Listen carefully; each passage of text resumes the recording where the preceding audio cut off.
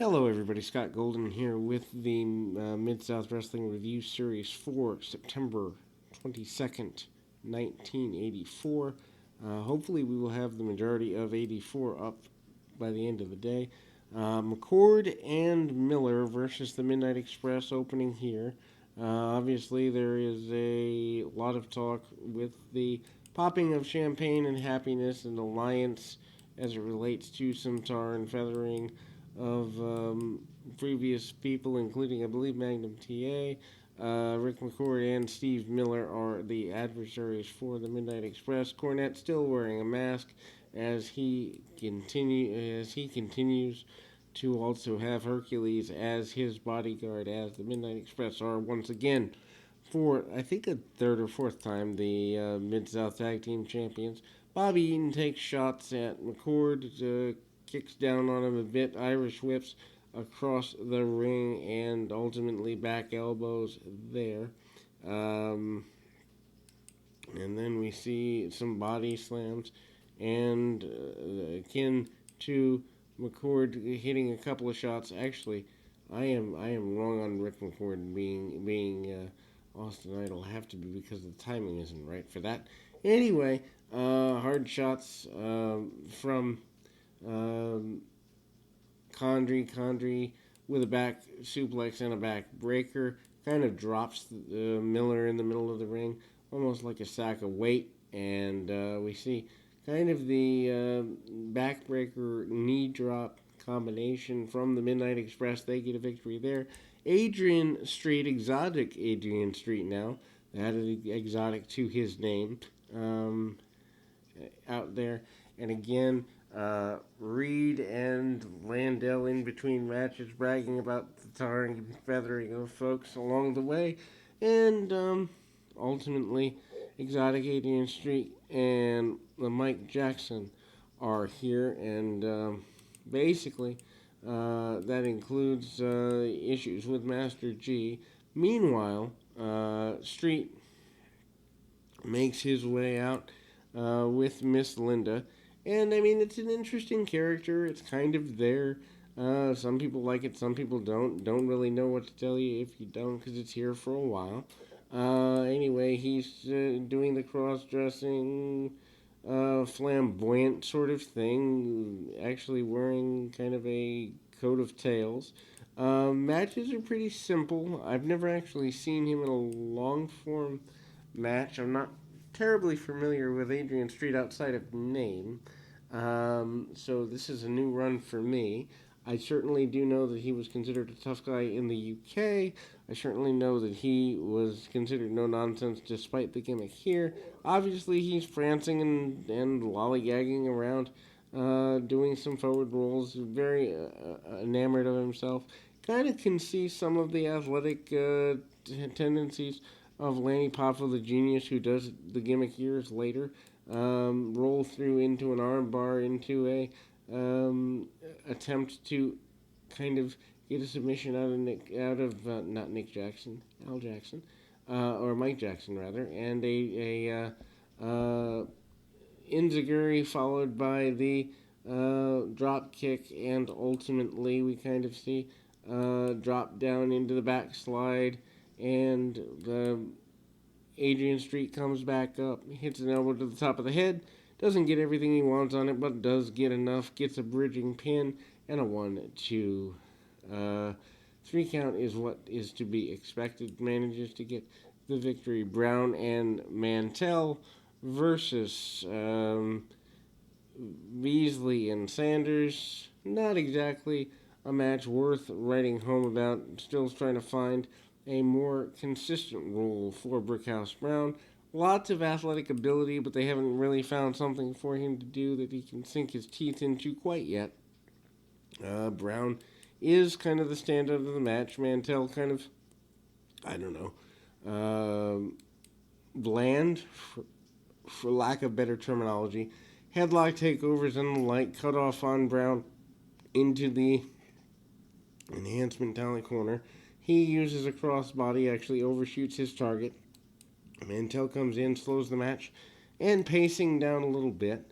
And then again, Brown kind of opens things up a bit, and we see the Irish whip into the ropes.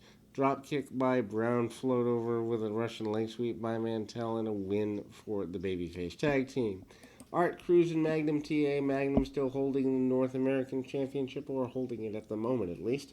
Art Cruz, a pretty, intense guy at the time, and but also we kind of go forward there. Uh, Obviously, the continuing of the tar and feathering as it relates to Master G, and then also the taunting of Magnum TA. TA will eventually face off with Butch Reed, but the dominance of Reed and Landell in this program is pretty notable. Magnum TA back on top of the area, and we kind of see that the front face lock into the go behinds and the more traditionalized wrestling holds. Into the armbar and the takeover, and ultimately we see some hard shots. Magnum manages to hold on to the arm for quite a bit, even through a body slam, continuing to be one of the top talents, and that's not a huge surprise, or shouldn't be to anybody. But anyhow, Magnum manages to do everything he can to remain on top here, and you know, hooks that wrist lock, kind of hooking up with it, hard shots. Gets raked in the eyes by Cruz. Cruz with a few short knees. Magnum, though, not going to take a backward step, manages to hit the belly to belly 1, 2, 3, and we're over here. Hercules Hernandez and Terry Taylor up next, and this is probably the closest thing to a main event bout we get on this particular program. Terry Taylor, obviously, a much different wrestler than Hercules Hernandez. That should go without saying. Also, there still is the affiliation with Jim Cornette to be concerned about. Odd that Terry Taylor and Cornette don't seem to cross paths from Cornette's managerial area too much. Anyway, Thez press by Taylor. Taylor with the side headlock takeover and kind of gets some roll-throughs onto the back. Hercules continues to be dominated by Taylor using better wrestling skill. Short cut off by Hercules, who manages to use his power, some clotheslines, and slows the tempo of the match down. Not a big surprise there. Hercules manages to stay in control for the next several minutes, cranking on a reverse chin lock among other things, and we kind of continue to see him kind of rolling through and hooking onto it as we see the nature of things going in the way that Taylor wants. Taylor does, however, knock the referee, or the referee does become unconscious. Dr. Death Steve Williams makes his way in, short knee to the spine of Taylor. There's miscommunication between Dr. Death and Hercules, and they bonk into each other here.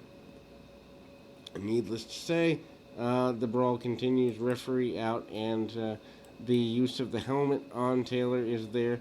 Various other people kind of wander out from the back and try and break things up. Reed and Landell out again, talking about the nature of Master G being, a bully and all of that, and he's going to get tarred and feathered, etc., and so forth. That has been kind of the theme of the program throughout. Obviously, the feathers are falling all over the ring. Interesting angle, to say the very least.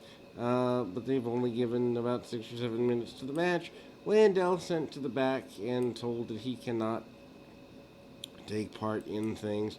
Master G makes his way out, and as much as Bill Watts has kind of forced that issue down the throat of the fans, I don't know that he ever got what he wanted to out of Master G. G does fight back with Reed quite easily, and the brawl is believable from a striking standpoint, at least in the beginning stages. Some cutoffs by Reed. Reed does the majority of selling. Big elbow drop by Master G. Master G has Reed rolling for a little bit. Reed comes up from underneath using some underhanded tactics upon occasion, and continuation of things.